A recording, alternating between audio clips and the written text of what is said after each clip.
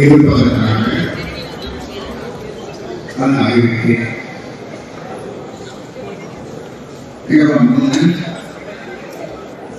இல்லையா?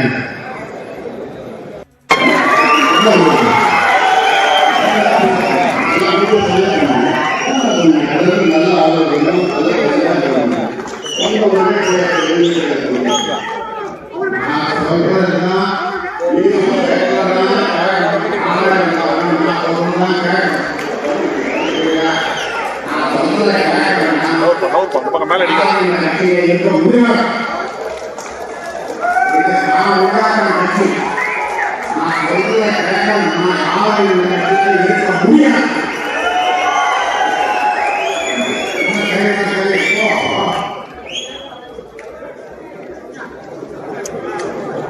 முகங்கள் விழுந்து போன மாநில இளைஞர்களுடைய தலைவராக நியமிக்கப்படுகிறார்.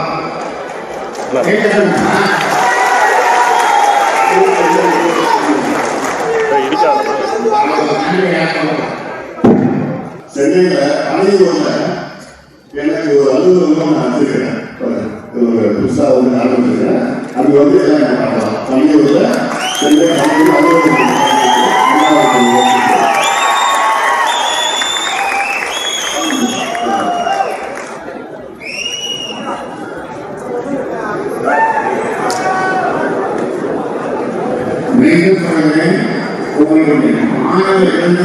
இளைஞர் சங்க தலைவர் முகமன் ராசவாமன் 4446060628 குறிச்சிருக்கேன். அது தொடர்பு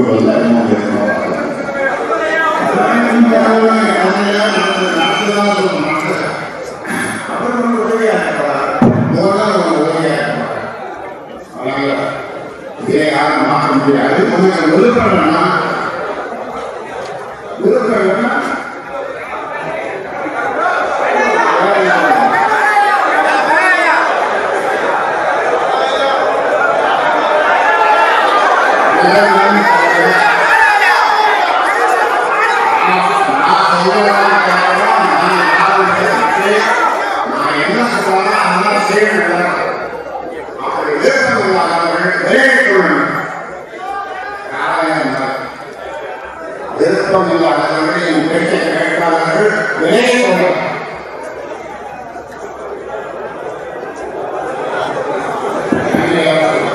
நிறைவாக கூட்டம் நடைபெறுகிறது. நிறைவாக நன்றி சொல்வதற்கு பொதுக்குழுவை நடத்தி கொண்டிருக்கிற மாவட்ட செயலாளர் ஜெயகாந்த். புதுச்சேரியில் நடைபெற்று வரும் பாமக சிறப்பு பொதுக்குழுவில் ராமதாஸ் மற்றும் அன்புமணி இடையே காரசார விவாதம் நடைபெற்று வருகிறது. அது குறித்த காட்சிகளை பார்த்துக் கொண்டிருக்கிறோம். இந்நிலையில் இது குறித்து பேசுவதற்காக மூத்த பத்திரிகையாளர் திரு தராசு ஷியாம் நம்மோடு இணைகிறார். அவரோடு பேசலாம். திரு ஷியாம், இப்போ அன்புமணிக்கும் ராமதாஸுக்கும் இடையிலான அந்த வார்த்தை போர் அப்படிங்கறத வெளிப்படையாக பார்க்க முடிகிறது. தனி அலுவலகத்துல தன்னை சந்திக்கலாம்னு வெளிப்படையா வந்து அன்புமணி அறிவிக்கிறாரு. என்ன காரணமாக இருக்கும்? இருவருக்கும் இடையே ஏற்கனவே நிறைய கருத்து வேறுபாடுகள் இருந்தன. எல்லாம் செய்திகளாக இருந்தன.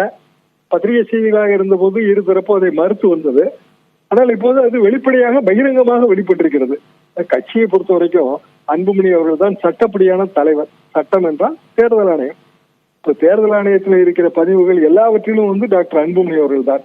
நிறுவனருக்கு என்று எந்த கட்சியிலுமே அப்படியான ஒரு சட்ட பொறுப்பு எதுவுமே கிடையாது. நிறுவனர் என்று நாம் அழைத்துக் கொள்வதுதான். மற்றபடி கட்சி என்பது நிர்வாக குழு, செயற்குழு, கட்சியின் தலைவர், செயலாளர், பொருளாளர், யார் யார் இருக்கிறார்களோ அவர்களை பொறுத்ததுதான். அப்படி இருக்கும்போது டாக்டர் அவர்கள் ஒரு நியமனம் செய்வதாக இருந்தால் அல்லது அவர் விரும்பி இருந்தால் இன்னார் வர வேண்டும், அது பொருத்தமாக இருக்கும் என்று விரும்பி இருந்தால் அது அன்புமணி அவர்கள் சம்மதத்தோடு தான் செய்யப்பட்டிருக்க வேண்டும். அந்த காலகட்டத்திலே 1989 காலகட்டத்திலே பாட்டாளி மக்கள் கட்சி முதலிலே ஆரம்பத்திலே அவர் தேர்தலில் போட்டியிடுவதில்லை என்கிற முடிவில் இருந்தார்கள். நவம்பர் மாத வாக்கிலே பாராளுமன்ற தேர்தல் வரும்போது தனித்து போட்டியிடுவது என்ற முடிவை எடுத்தார்கள். அப்போது தனித்து போட்டியிட்டால் ஆட்சி வந்து தனித்து போட்டியிட்டால் ஓட்டு சிதறல் ஏற்படும் என்று வாழப்பாடி ராமமூர்த்தி கருதினார். நான் தான் வந்து மருத்துவர் அவர்களிடம் பேசினேன். அதாவது 2 சீட் அதிமுக காங்கிரஸ் கூட்டணியில 2 சீட்.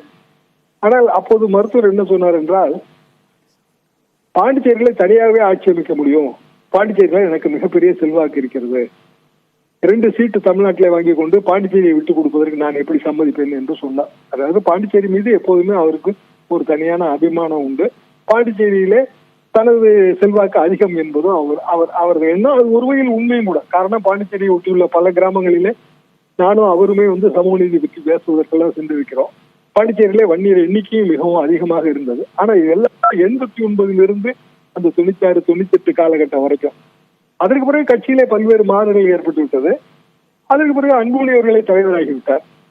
இனிமேல் பாண்டிச்சேரியிலே ஒரு நியமனம், அது தனது செல்வாக்கிலே தனக்கு யாரை பிடிக்கிறதோ அல்லது யார் தன் மனதில் அங்கதான் ஒரு நிறுவனராக தான் எடுக்கக்கூடியதுதான் இறுதி முடிவு அப்படிங்கறதையும் உறுதியா சொல்றாரு அந்த கூட்டத்துல. அது ஜனநாயகத்திலே அது சர்வாதிகாரமாக பார்க்கப்படும். காரணம் என்னவென்றால், நிறுவனர் என்பவர் ஒரு கட்சியை நிறுவியவர், மரியாதைக்குரியவர், அதிலே மாற்று கருத்து கிடையாது. ஆனால் கட்சியை வழிநடத்துவது இப்போது பொறுப்பிலே இருப்பவர்கள் தானே, தலைவர், செயலாளர், பொருளாளர், இப்படி பொறுப்பிலே இருப்பவர்கள் தானே. எனவே நிறுவனர் ஏதாவது ஒரு விரும்பி இருந்தால் அதை பகிரங்கமாக மேடையில் வெளிப்படுத்தாமல் அவர் வேறு பின் கேமராவாகத்தான் பேசியிருக்க வேண்டும் அன்புமணி அவர்களோடு. இப்போது பகிரங்கமாக வெளிப்படும் போது ஏற்கனவே இருக்கிற கருத்து மோதல் முற்றி அதனால்தான் பகிரங்கமாக வெளிப்பட்டது என்று ஆகிவிடும். பாட்டாளி மக்கள் கட்சியில இது ஒரு பிளவை நோக்கி தானே போகும். அப்போ 2 பேரும் பிரிஞ்சு அன்புமணியினுடைய தலைமையில தான் அவர்களை சந்திக்கக்கூடியவர்கள் வரக்கூடிய ஒரு சூழல் இருக்குமா? அவர் தான் பணியூர்ல தனி அலுவலகம் என்று சொல்லிவிட்டாரு. அப்படி என்றால் அது போட்டி அலுவலகம் என்றாலும் ஆகிவிடும். ஏற்கனவே அங்கு ஒரு அலுவலகம் இருக்கிறது. பணியூர்ல தனி அலுவலகம், அங்கு இருந்து பாருங்கள், எனது வாட்ஸ்அப், எனது எண் இது என்று அன்புமணி அவர்கள் கூறும்போது இயல்பாகவே இனி இது சீர்படுத்த முடியாத அல்லது இணைக்க முடியாத பிளவு மாதிரி தெரிகிறது. ஆனால் குடும்பத்துக்குள் ஏற்படும் கருத்து மோதல் இதுல பெரிய அளவுக்கு வெளிநபர்கள் கருத்து சொல்லி பிரயோஜனம் இல்லை. காரணம், நாளைக்கு அந்த குடும்பத்திற்குள் கூட ஏதாவது சமாதானங்கள் ஏற்படலாம். எது எப்படி இருந்தாலும் பகிரங்கமாக இது வெளிப்பட்டு விட்டது என்றுதான் நான் எடுத்துக்கொள்கிறேன். நன்றி திரு தராசு சாம், இணைப்பில் உங்களுடைய கருத்துக்களை பகிர்ந்து கொண்டமைக்காக.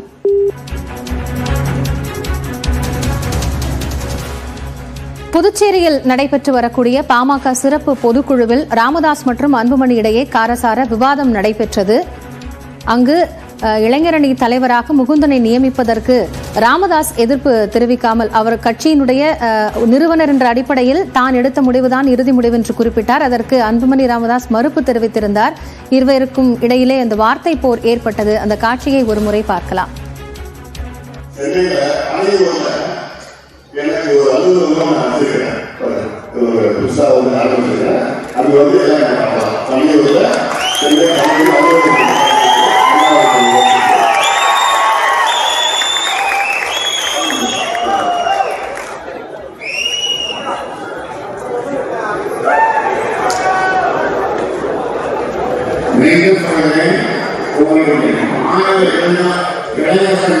தலைவர் முகமன் 460606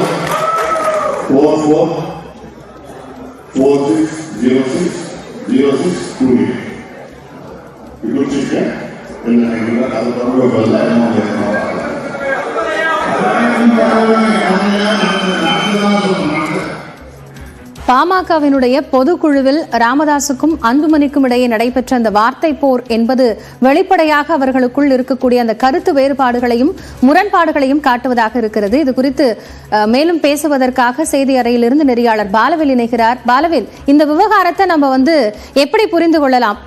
கட்சிக்குள்ள இருக்கக்கூடிய உச்சகட்ட பிரச்சனை என்பதா அல்லது அவர்கள் குடும்பத்திற்குட்பட்ட ஒரு பிரச்சனைன்னு பார்க்கலாமா?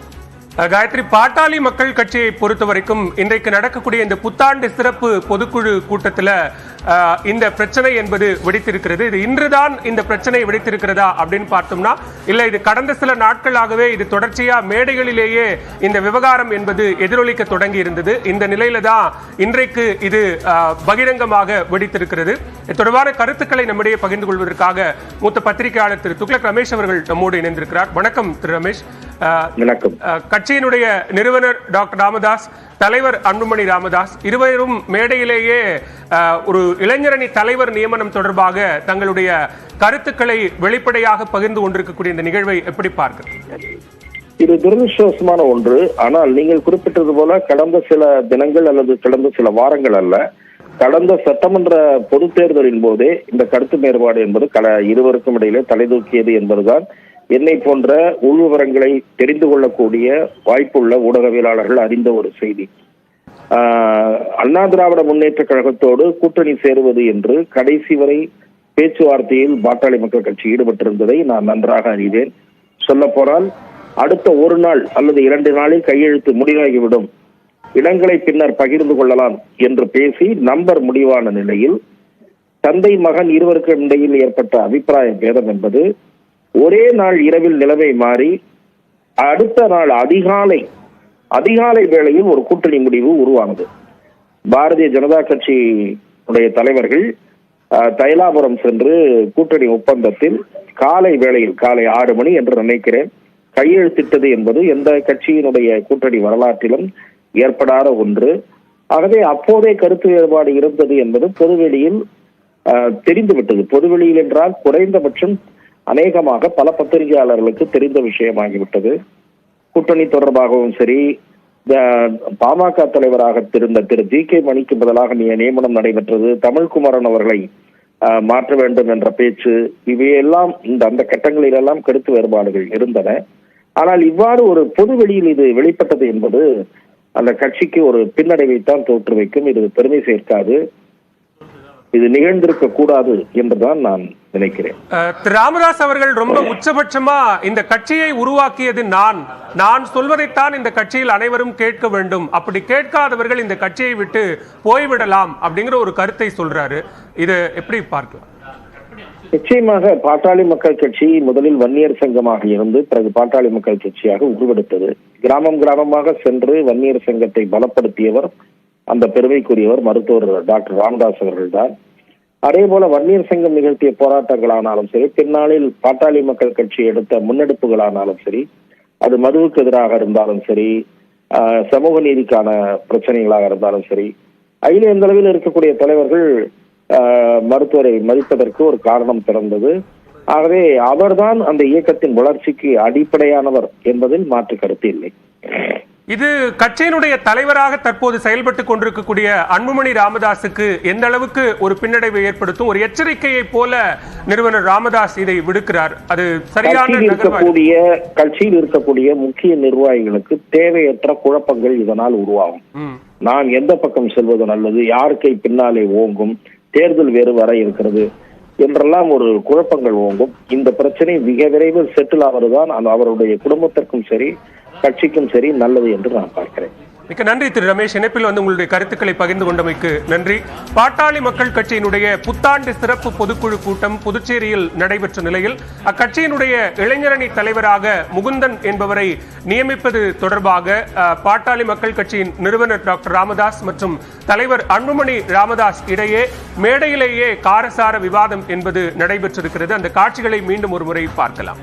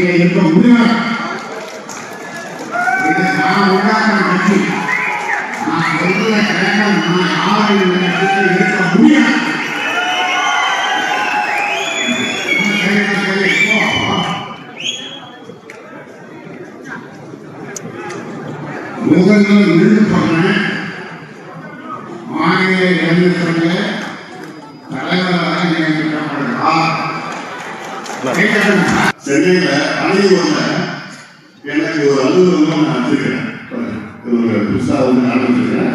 அங்க வந்து எல்லாம் என்ன பண்ணலாம், அனைவருல சென்னை அலுவலகம்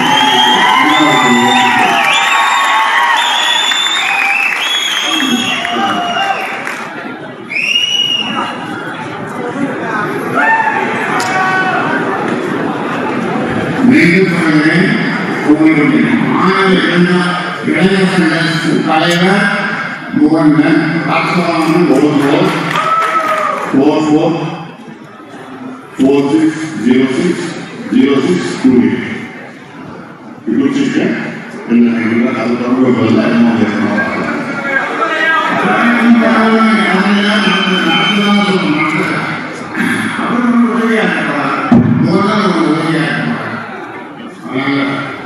இதை யாரும் மாற்ற முடியாது. உனக்கு விருப்பம்னா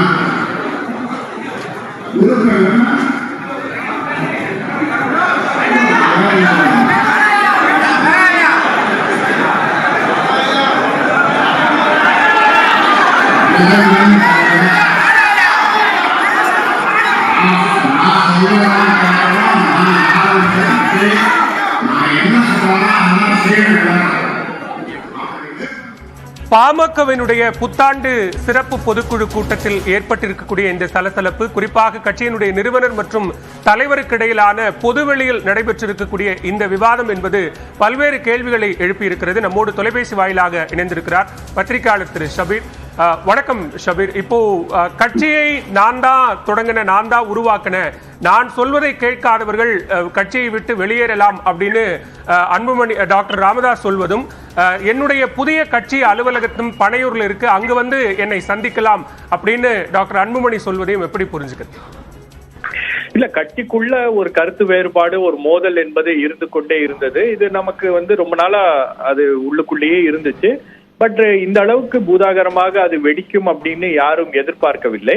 குறிப்பாக முகுந்தனுடைய அந்த நியமனம் அப்படின்றது இந்த விஷயங்கள் கொஞ்சம் ட்ரிகர் பண்ணியிருக்கு அப்படின்னு தான் நான் பாக்குறேன். ஏன்னா இதுக்கு முன்னாடியே சீனியர் ராமதாஸுக்கும் அதே போல அன்புமணி ராமதாஸ் அவர்களுக்கும் கூட்டணி விவகாரங்கள்லயோ அல்லது மற்ற விஷயங்கள்லயோ கருத்து வேறுபாடுகள் அப்படின்றது இருந்து கொண்டேதான் இருந்தது. ஆனால் அது ஒரு பொது மேடையில ஒரு விவாதமாக மாறும், அது ஒரு பொது மேடையில் அது வெடிக்கும் அப்படின்றது யாருமே எதிர்பார்க்காத ஒண்ணு. அது இன்னைக்கு நடந்திருக்கிறது. புதிய கட்சி அப்படின்ற ஒரு அறிவிப்பை அவர் வெளியிடலனா கூட, பட் அந்த ஒரு மைண்ட் செட்டுக்கு அவர் வந்துட்டார் அப்படின்றது இதன் மூலமாக தெளிவாக புரிகிறது. ஆனா இதுல என்ன ஒரு பிரச்சனை அப்படின்னு பாத்தீங்கன்னா, நீங்க மற்ற கட்சிகள் மீதெல்லாம் குடும்ப கட்சி வாரிசு அரசியலை அவங்க முன்னெடுக்கிறாங்க அப்படின்ற ஒரு விஷயத்தை தொடர்ந்து விமர்சனம் வைக்கும் போது, நீங்க ஒரே குடும்பத்தை சேர்ந்த நிறைய பேரை நீங்க அரசியல்ல கொண்டு வருவதும் இந்த பிரச்சனைகளுக்கு எல்லாம் ஒரு காரணம். கட்சி என்பது ஜனநாயக பூர்வமாக நடத்த வேண்டும், அந்த கட்சியில எல்லோருக்கும் ஒரு வாய்ப்பு கொடுக்க வேண்டும் அப்படின்னும் போது ஏதோ ஒரு இடத்துல இந்த மாதிரியான பிரச்சனைகள் வருவதற்கு ஒரு காரணமாக இதுவே அமைந்து விடுகிறது. நிறைய பேரை ஒரே குடும்பத்தை சேர்ந்த நிறைய பேர் ஒரு கட்சியில இருந்தாங்கன்னா அது இந்த மாதிரியான பிரச்சனைகள் வெடிப்பதற்கு அதிக அளவு வாய்ப்புகள் இருப்பதற்கு பாமகவுல இன்னைக்கு நடந்திருக்கக்கூடிய இந்த விவகாரம் அப்படின்றது கிட்டத்தட்ட அதை மீண்டும் உறுதி செய்கிறது. நம்ம கடந்த காலங்களில் பார்த்திருக்கோம், திமுகவுல இந்த மாதிரியான பிரச்சனைகள் இருந்துச்சு. அதே போல உங்களுக்கு மற்ற சில கட்சிகளும் பிரச்சனைகள் இருந்துச்சு. பட் இது எல்லாமே உள்ளுக்குள்ள பேசி முடிவு செய்து விடுவார்கள். ஆனால் இது சீனியர் ராமதாஸுக்கும் அது போல அன்புமணி ராமதாஸுக்கும் பொது மேடையிலேயே இது நடந்திருக்கிறது அப்படின்றது ஒரு மிகவும் பெரிய ஆச்சரியத்தை ஏற்படுத்துகிறது. மிக குறிப்பா பாஜக கூட்டணியில பாமக இடம் பெற்றிருப்பது, அது தொடர்பான விவகாரங்கள்ல இருந்த இந்த கருத்து மோதல் சமீப நாட்கள்ல கூட்டணியில இருந்தாலும் வெளிப்படையாக சில விஷயங்களுக்கு டாக்டர் அன்புமணி ராமதாஸ் கருத்து சொல்லாமல் இருந்ததும், டாக்டர் ராமதாஸ் கருத்து சொன்னதும் கூட இதன் பின்னணியில பார்க்க வேண்டிய ஒன்றா? நிச்சயமாக பார்க்க வேண்டியது. இது இப்ப இன்னைக்கு நேத்து அப்படின்றது இது கிடையாது. இந்த மோதல் அப்படின்றது அந்த கருத்து வேறுபாடு அப்படின்றது ஒரு நீண்ட காலமாகவே இருக்கு. அதாவது அதிமுக பாஜக கூட்டணியில் 2021 தேர்தலில் அவங்க இணையும் போது அந்த சமயத்துல இருந்தே அந்த பிரச்சனை அப்படின்றது உள்ளுக்குள்ளேயே இருக்கு. ஏன்னா உங்களுக்கு சீனியர் ராமதாஸ் எடுக்கக்கூடிய முடிவுகள் அப்படின்றது வேறு விதமாக இருக்கும். அதே சமயத்துல உங்களுக்கு ஒரு புல் அண்ட் புஷ் உள்ள இருந்துட்டே இருக்கும். அதை அப்பப்போ சமாதானப்படுத்தக்கூடிய இடத்துலதான் ஜி கே மணி போன்ற தலைவர்கள்லாம் ஒரு பெரிய ரோலை பிளே பண்ணிட்டு இருந்தாங்க. அதுக்கு முன்னாடி இந்த கட்சியில காடுவெட்டி குரு அவர்கள் இருந்தாரு. அவர் இருக்கும்போது அவரு ஹேண்டில் பண்ணக்கூடிய பிரச்சனைகள் நடவடிக்கைகள் எல்லாம் வேறு விதமாக இருக்கும். அவரு காடுவெட்டி குரு இருக்கும் போதே நாம் கேள்விப்பட்டது என்னன்னா, சீனியர் ராமதாஸுக்கும் அதே போல அன்புமணி ராமதாஸுக்கும் ஒரு பெரிய முரண்பாடு அப்படின்றது இருக்கும். இவருடைய ஆக்டிவிட்டிஸ், இவருடைய பேச்சுக்கள் எல்லாமே ஒரு பெரிய முரண்பாடுகளை ஏற்படுத்தி இருக்கு அப்படின்னு கேள்விப்பட்டிருக்கோம். சோ இது ஒரு ஒரு ஒரு நாள்ல நடந்த மோதல் அப்படின்றத நான் பார்க்கல, ஒரு நாள்ல ஏற்பட்ட கருத்து வேறுபாடு அப்படின்னு பார்க்கல. கடந்த சில ஆண்டுகளாகவே வந்து டாக்டர் ராமதாஸுக்கும் சீனியர் ராமதாஸுக்கும் அதே போல டாக்டர் அன்புமணி ராமதாஸ் இடையே ஒரு கருத்து வேறுபாடு அப்படின்னு இருந்து கொண்டே இருந்துச்சு. கூட்டணிகள் குறித்து நாம் என்ன முடிவு எடுக்கிறது, இஷ்யூஸ்ல என்ன முடிவுகள் எடுக்கிறது அப்படின்னு ஒரு மாறுபட்ட கருத்து என்பது தொடர்ந்து இருந்து கொண்டே இருந்தது. இப்பொழுது அது வெளிப்படையாகவே வந்து அது வெடித்திருக்கிறது அப்படின்னும் போது அதற்கு ட்ரிகர் வந்து முகுந்தனுடைய அப்பாயின்மெண்ட். 4 மாசம் தான் அவர் கட்சியில இணைந்து அவருக்கு என்ன வாய்ப்புகள் இருக்கு, அவருக்கு என்ன அனுபவம் இருக்கு அப்படின்றதுக்காக அவரை வந்து நீங்க முன்னிலைப்படுத்துறீங்க அப்படின்ற அந்த கேள்வியை வந்து அன்புமணி ராமதாஸ் அவர்களே எழுப்பி இருக்கிறார். இது வேற யாரும் எழுப்பக்கூடாது அப்படின்றதுக்காக அவரே எழுப்பிட்டாரான்னு தெரியல. பட் அந்த கேள்விகள் எல்லாம் வந்து இருக்கதான் செய்யுது. இப்போ பண்ருட்டி வேல்முருகன் வந்து இந்த கட்சியில ரொம்ப தீவிரமாக ஈடுபட்ட ஒரு தலைவர், அவரு ஓரங்கட்டப்பட்டது இந்த வேறுபாடுகள்னாலதான், இந்த பிரச்சனைகள்னாலதான் அவங்க எல்லாம் வந்து ஒதுங்கி ஒரு புதிய அமைப்பை உருவாக்குவதற்கான ஒரு காரணமாக அமைந்து விட்டது. சோ இந்த மோதல் அப்படின்றது இன்னைக்கு நேற்று உருவான மோதல் கிடையாது. இந்த கருத்து வேறுபாடு அப்படின்றது இன்னைக்கு நேற்று உருவானது இல்ல, இது நீண்ட காலமாகவே இருந்து கொண்டே இருந்துச்சு. அதுல பல பேர் வந்து பாதிக்கப்பட்டு கட்சியிலிருந்து வெளியேறிய காட்சிகளும் நம்ம பார்த்தோம். பட் இன்னைக்கு அது மேடையிலேயே வந்து அது வெடித்திருக்கிறது அப்படின்றதுதான் வந்து ஒரு மிக நன்றி ஷபீர். இணைப்பில் வந்து உங்களுடைய கருத்துக்களை பகிர்ந்து கொண்டமைக்கு நன்றி. நம்மோடு தொலைபேசி வாயிலாக இணைந்திருக்கிறார் மூத்த பத்திரிகையாளர் திருமிகு லட்சுமி அவர்கள். மேடம் வணக்கம். இந்த விவகாரத்தை பொறுத்த வரைக்கும் டாக்டர் அன்புமணி ராமதாஸ் மேடையிலேயே கட்சியினுடைய புதிய அலுவலகத்தில் தன்னை வந்து சந்திக்கலாம் அப்படிங்கிற ஒரு அறிவிப்பை வெளியிடுறார். சோ இந்த அறிவிப்பு என்பது பாமகவுக்குள்ள பிளவு ஏற்படுகிறது அல்லது அன்புமணி ஒரு புதிய இயக்கத்தை தொடங்குவதற்கான ஒரு முடிவை அறிவிக்க போகிறார் அப்படின்னு பார்க்க வேண்டியிருக்கா? அதாவது இது அப்பாவுக்கும் மகனுக்கும் இடையே இருக்கக்கூடிய இந்த மோதல் அது வந்து ஒரு உள்ளுக்கு இருந்துகிட்டே தான் இருந்திருக்கு, பல வருஷமா இருந்துகிட்டே தான் இருந்திருக்கு. இன்னைக்கு அது வந்து வெளிப்படையாக, அதுவும் ரொம்ப ஓப்பனா, ரொம்ப ஆப்வியஸா தெரியக்கூடிய ஒரு சூழலுக்கு வந்திருக்கு அப்படின்னா இதை புரிஞ்சுக்கணும்னு நான் நினைக்கிறேன். ஆனா இது எப்படி பார்த்தாலும், அதாவது அவரு சீனியர் ராமதாஸா இருந்தாலும் சரி, இல்ல ஜூனியர் ராமதாஸா இருந்தாலும் சரி, யாரோட அப்பாயின்மெண்டா இருந்தாலும் சரி, அது ஃபேமிலிக்கு வேண்டிய ஆட்கள் அப்படிங்கிற மாதிரி தான் அப்பாயின்மெண்ட் இருக்க போகுது. இன்னொன்னு என்னன்னா, பாமகவை பொறுத்த வரைக்கும் எல்லாருமே இப்போ இந்த சமீபத்துல முடிந்த நாடாளுமன்ற தேர்தல்ல கூட எல்லா கேண்டிடேட்ஸுமே 2 பேருக்கும், அதாவது ஃபேமிலிக்கு தேவையான ஆட்கள், அவங்களுக்கு வேண்டியவங்களை மட்டும்தான் கேண்டிடேட்ஸா கூட போட்டாங்க. எல்லா இடங்கள்லயும் அவங்களுக்கு வேண்டிய ஆட்கள், பார்ட்டியில ரொம்ப காலமா இருக்கக்கூடியவர்களுக்கு சில நேரங்கள்ல மரியாதை கிடைக்க மாட்டேங்குது. இது வந்து ஆரம்ப கட்டத்துல இருந்து, அதாவது தலித் எழில்மலை இருந்த காலங்கள்ல இருந்தே இது மாதிரியான நிறைய பிரச்சனைகள் பாமகவுல இருந்துகிட்டே தான் இருந்திருக்கு. இன்னைக்கு அது வந்து ஓப்பனா ஆப்வியஸா வெளியில தெரிஞ்சிருக்கு அப்படின்னு தான் சொல்லணும். இது அடுத்த கட்டமா இது என்ன தாக்கத்தை ஏற்படுத்தும்? ஏன்னா பாமக தேசிய ஜனநாயக கூட்டணியில இடம்பெற்றிருக்கிறாங்க, கூட்டணி ஆட்சிங்கிற ஒரு முழக்கத்தை வைக்கிறாங்க. இன்றைக்கு இந்த சிறப்பு பொதுக்குழுவிலேயே கூட ராமதாஸ் அவர்கள் 50 இடங்கள்ல நம்ம 26 தேர்தலில் வெற்றி பெறணும்லாம் பேசியிருக்காரு. அவங்களுக்கு இலக்கு இருக்கலாம், எந்த ஒரு அரசியல் கட்சிக்கும் ஒரு பெரிய இலக்கு இருக்கும், அந்த பெரிய இலக்கு இருக்கதான் வேணும், அதுல தவறு எதுவும் இருக்க முடியாது. அது அப்பதான் வந்து அது காடாசியும் பார்ட்டியில இருக்கக்கூடிய நிர்வாகிகளையும் அது உற்சாகப்படுத்தும். ஆனா பாமகவை பொறுத்த வரைக்கும் அவங்களுக்கு வந்து பார்ட்டி இன்ஃப்ராஸ்ட்ரக்சர் இல்ல வந்து பார்ட்டிக்கான ஸ்ட்ரென்த் வந்து பெரும்பாலும் நார்தர்ன் டிஸ்ட்ரிக்ட்ஸ்ல மட்டும்தான் இருக்கு. மற்ற பகுதிகளில் அவங்களுக்கு அவ்வளவு ஸ்ட்ரென்த் இல்லை. நீங்க வந்து வெறும் வட தமிழகத்துல மட்டும் பாத்தீங்கன்னா கிட்டத்தட்ட 78 தொகுதிகள்ல இவங்க சொல்வது போல 50 இடங்கள்ல அவங்களுக்கு செல்வாக்கு இருக்கு. அதனால அந்த செல்வாக்கு மட்டுமே அவங்களுக்கு வெற்றிக்கு ஒரு பாதையாக இருந்துட முடியாது. இது ஒரு பாதிப்பை உண்டாக்க தான் செய்யும். அதாவது கட்சிக்குள்ள இனி யாரை தேர்வு செய்யறது, யாரை வந்து யாருக்கு பதவி கொடுக்கறது அப்படின்றது அப்பாவுக்கும் பிள்ளைக்கும் இடையிலேயே சிக்கல் அப்படின்றது ஓப்பனா வரும்போது நீ அடுத்தடுத்த கட்டங்கள்ல அது பெரிய தாக்கத்தை உண்டாக்கத்தான் செய்யும். மிக்க நன்றி திருமிகு லட்சுமி. இணைப்பில் வந்து உங்களுடைய கருத்துக்களை பகிர்ந்து கொண்டமைக்கு நன்றி. பாட்டாளி மக்கள் கட்சியின் புத்தாண்டு சிறப்பு பொதுக்குழு கூட்டம் இன்று புதுச்சேரியில் நடைபெற்ற நிலையில் பாமகவினுடைய இளைஞரணி தலைவராக டாக்டர் ராமதாஸ் அவர்களினுடைய மூத்த மகளான காந்திமதியின் மகன் முகுந்தனை நியமிக்கக்கூடிய ஒரு அறிவிப்பை டாக்டர் ராமதாஸ் வெளியிடுகிறார். இந்த அறிவிப்புக்கு மேடையிலேயே கட்சியினுடைய தலைவரான டாக்டர் அன்புமணி ராமதாஸ் எதிர்ப்பு தெரிவிக்கிறார். குடும்பத்தில் இருப்பவர்களுக்கே வாய்ப்பு கொடுப்பது என்பது பாமகவை குடும்ப கட்சியாக மாற்றிவிடும் என்கிற ஒரு கருத்தையும் அவர் தெரிவித்த நிலையில் இந்த கட்சியை உருவாக்கியது தான் சொல்வதை கேட்பவர்கள் தான் இந்த கட்சியில் இருக்க வேண்டும் என்கிற காத்திரமான சில கருத்துக்களை டாக்டர் ராமதாஸ் தெரிவித்திருக்கிறார். என்ன நடந்தது, தற்போது அங்கு இருக்கக்கூடிய சூழல் என்ன என்கிற கள தகவல்களோடு இணைகிறார் செய்தியாளர் குணாநிதி. குணா, விவரங்களை பதிவு செய்யலாம். வணக்கம் பாலா. அதாவது பாமகவினுடைய புத்தாண்டு சிறப்பு பொதுக்குழு கூட்டம் என்பது புதுச்சேரி மாநிலத்தில் இருக்கக்கூடிய தனியார் திருமண மண்டபத்தில் நடைபெற்றது. அதாவது இந்த கூட்டத்தில் கிட்டத்தட்ட 30 தீர்மானங்கள் நிறைவேற்றப்பட்டிருந்த நிலையில இந்த பொதுக்குழு கூட்டத்தில் மருத்துவர் ராமதாஸ் மற்றும் அன்புமணி ராமதாஸ் உள்ளிட்ட பலர் உரையாற்றினாங்க.